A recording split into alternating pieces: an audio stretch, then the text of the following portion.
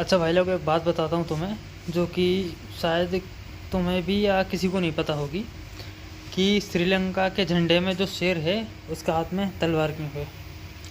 अगर आपको पता है तो अच्छी बात है, नहीं तो मैं बताता हूँ कि क्या हुआ। कि आज से समथिंग 250-300 साल पहले की बात है कि एक राजा था।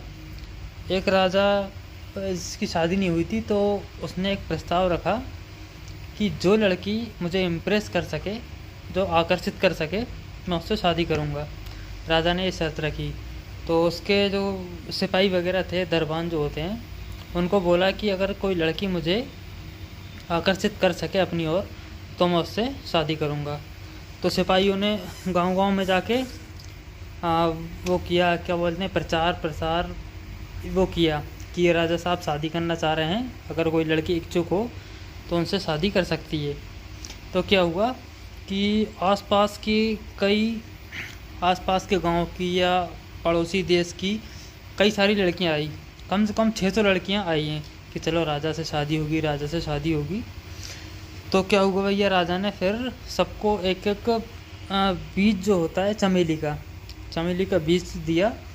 बोला कि आप लोग इसको लेके जाइए और 3 महीने बाद आइए। जिसका सबसे सुंदर फूल होगा, इस बीज का सबसे सुंदर फूल बनेगा, मैं उससे ही शादी करूँगा।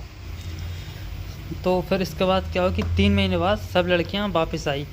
किसी का हाथ में एक फूल का, किसी का 3 फूलों का गुलदस्ता, किसी का 4 फूलों का, मतलब सुंदर से सुंदर गुलदस्ता वो लोग लेके आए। लेकिन एक लड़की थी, जैसे कि मान लो कि 600 में से 599 लड़कियां राजा के लिए 100 लड़के गुलदस्ता लेके आई, लेकिन एक लड़की जो थी वो बिल्कुल खाली हाथ आई। तो राजा ने पूछा कि इन सब के हाथ में इतने अच्छे अच्छे गुलदस्ते हैं, तुम्हारा पौधा क्यों नहीं निकला। तो वो लड़की बोली कि राजा साहब, आपने हम सब लोगों को बेवकूफ़ बनाया है। आपने चमेली का बीज नहीं दिया था, वो हम लोगों को एक बटन दी थी।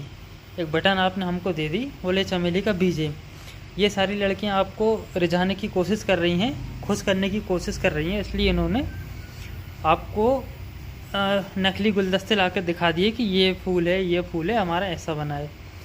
तो राजा को उस लड़की की बात बहुत अच्छी लगी। बोले ये लड़की मुझे बहुत पसंद आई, मैं इससे शादी करूँगा। फिर राजा ने उससे शादी करी, उसकी ईमानदारी देख के। और ये तो हो गई राजा जी की बात।